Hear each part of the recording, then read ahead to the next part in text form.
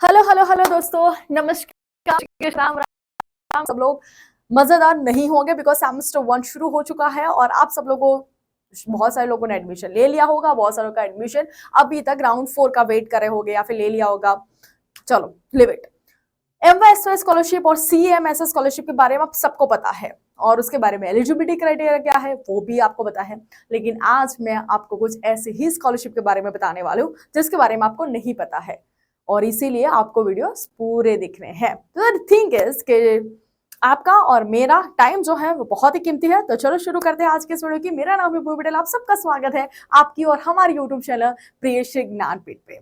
सबसे पहले दोस्तों, जब भी मैं स्कॉलरशिप पे वीडियोस बनाती हूँ तो कहीं ना कहीं आपके लिए तो बेनिफिशियल होते ही है। और अगर आपको लगता है कि ये जो वीडियोस आपके लिए बेनिफिशियल है तो एक लाइक करने में मुझे नहीं लगता है कि आपका कुछ जाता होगा। और अगर आपको लगता है कि आप उस स्पेसिफिकली एलिजिबिलिटी क्राइटेरिया में आप नहीं फुलफिल करते हो तो आप अपने सोशल स्टेटस पे रखो, ताकि कोई और पर्सन अगर उस एलिजिबिलिटी क्राइटेरिया को फुलफिल करे और उनको अगर वो स्कॉलरशिप मिल जाए तो उनके बच्चे बहुत अच्छे से अपनी जो पढ़ाई है वो कंप्लीट कर पाए। तो वीडियो सबके साथ शेयर करो, अपने स्टेटस पे रखो, व्हाट्सएप पे, इंस्टा पे, टेलीग्राम पे, ताकि बहुत सारे बच्चों को इन सारी स्कॉलरशिप के बारे में पता चले। बात करने वाले हम central sector scholarship 2025। But before that मैं बात करूंगी आपकी नेशनल स्कॉलरशिप पोर्टल 2025 एनएसपी।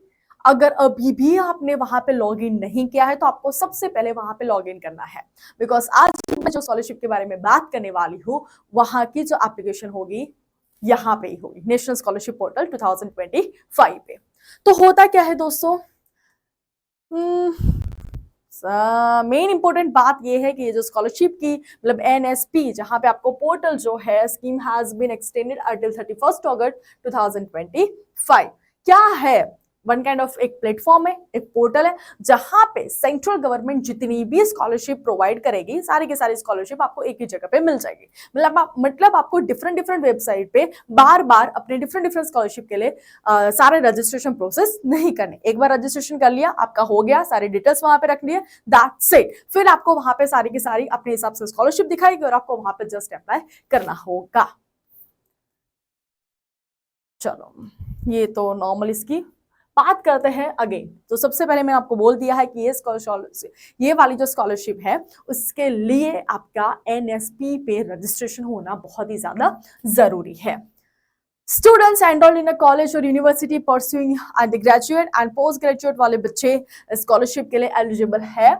जिसको फाइनेंशियल सपोर्ट की जरूरत है वो बच्चे यहाँ पे अप्लाई कर सकते हैं। लॉन्च जो हुई थी 2008 में by the minister of education government of India, and this scholarship scheme provided selected students with the annual financial support to help cover educational expenses for the entire duration of their courses। मतलब 1 साल 2 साल नहीं, 4 साल का course है तो 4 साल तक पैसे मिलेंगे, 5 साल का इंटीग्रेटेड कोर्स है तो 5 साल तक पैसे मिलेंगे, 3 ईयर का है तो 3 ईयर तक मिलेगा। So yes, मैंने बोल दिया है, the application process for the Central Sector Scholarship 2025 is fully online through the National Scholarship Portal पे आपको वहां पे करना पड़ेगा। क्या आप चाहते हो कि मैं आपको एनएसपी पे प्रॉपर रजिस्ट्रेशन प्रोसेस सिखाऊं कि कितने कितने डिटेल्स क्या भरना है, कैसे भरने हैं?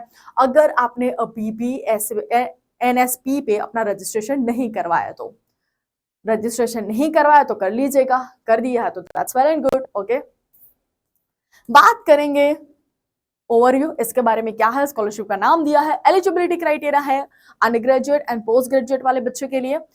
आपकी जो फाइनेंशियल फैमिली जो इनकम है वो 4.5 लाख से कम होनी चाहिए and not receiving any other scholarship. बाकी सारे स्कॉलरशिप अगर मिली है तो आप नहीं एलिजिबल हो, डिप्लोमा स्टूडेंट्स अप्लाई नहीं कर सकते हैं। और अगर आपने 12th कंप्लीट किया है और उसके बाद अगर आपने 1 साल का गैप लिया है तो उसके लिए भी आप एलिजिबल नहीं हो। D2D वाले के लिए कुछ स्पेसिफिक क्राइटेरिया है, अगर वो कंप्लीट कर लेते हैं तो वो अप्लाई कर सकते हैं।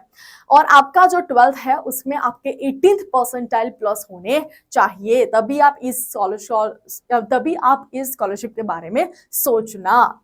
एप्लीकेशन स्टार्ट डेट सितंबर में शुरू होगा और आपका अक्टूबर तक खत्म हो जाएगा।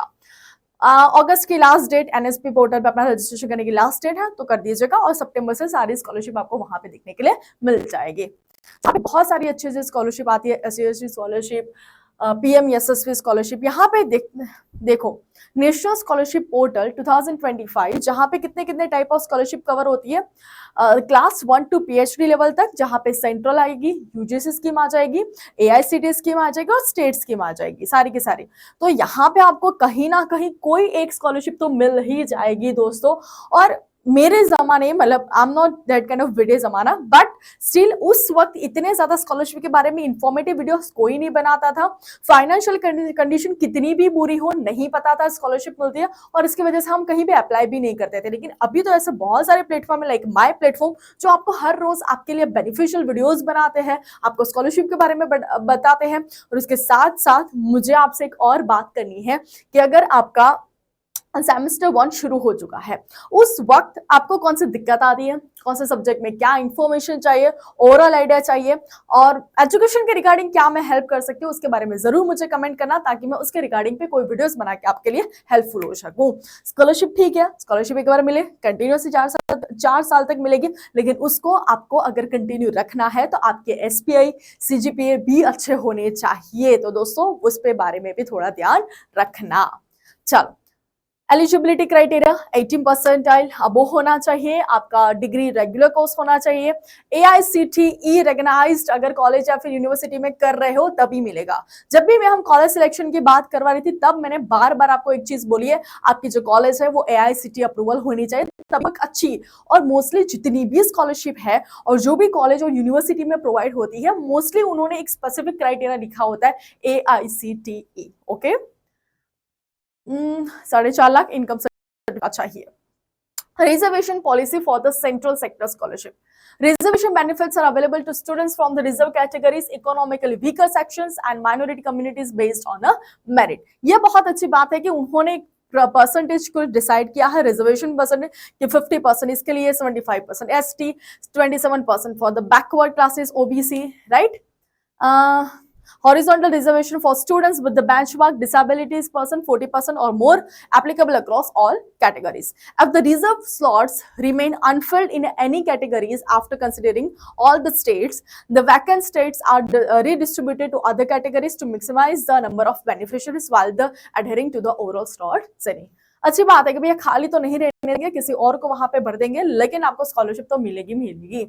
Central sector scholarship awards a total of 82,000 scholarship every year. Every year भाई सोचो, 50% of the scholarship is embarked for girl candidates, तो obviously भैया गर्ल गैंग जिंदाबाद, ऑब्वियसली उनको मिलेगी। तो जितने भी गर्ल से वीडियो देख रहे हो, तो वो तो आप पहले आप यहाँ पे अप्लाई कर ही दीजिएगा।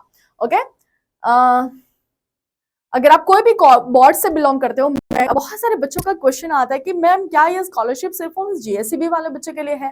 भाई जीएससीबी, सीबीएसई, आईसीएसई, कोई भी बोर्ड से आपने क्यों ना किया हो, सारे के सारे बोर्ड्स मतलब अप्रूव किए जाते हैं, राइट।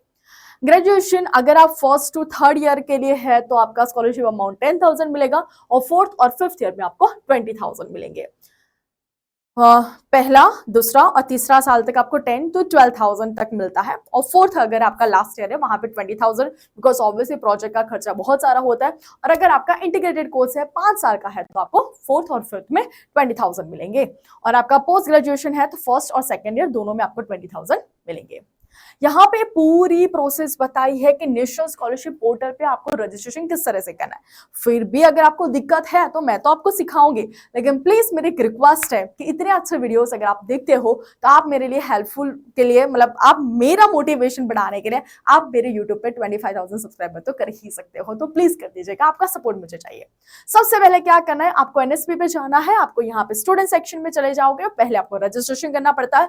ये तो ऑब्वियसली कॉमन सेंस, पहले रजिस्ट्रेशन करते हुए और फिर आपका लॉगिन हो जाता है, राइट। तो रजिस्ट्रेशन प्रोसेस, फिर आपका इसके रिगार्डिंग पे ऑलरेडी मैंने वीडियो बनाया है, तो एक बार चेक कर लीजिएगा।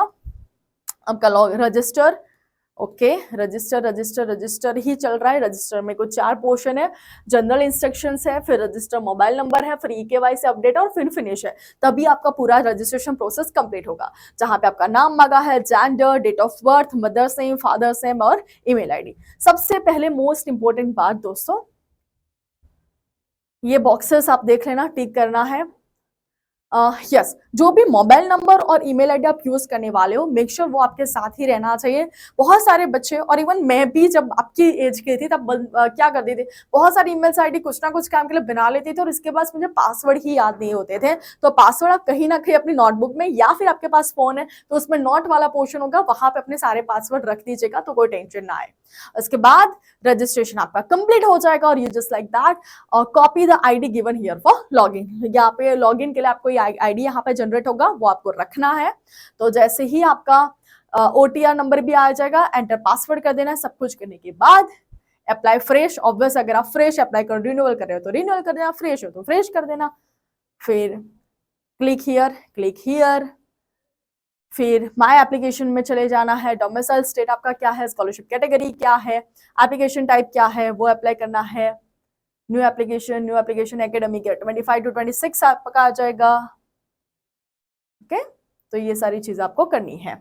अगर आपको डिटेल में वीडियो चाहिए तो मुझे बता देना, मैं आपको पूरा NSP पोर्टल पे रजिस्ट्रेशन किस तरह से करना है मैं आपको बता दूंगी। तो ऐसी ही नई अपडेट मैं आपको बार बार देती रहूंगी, बस मैं आपको मोटिवेट करती रहूं, आप मुझे मेरे वीडियोस को पसंद करो, लाइक करो और मुझे मोटिवेट करते रहो।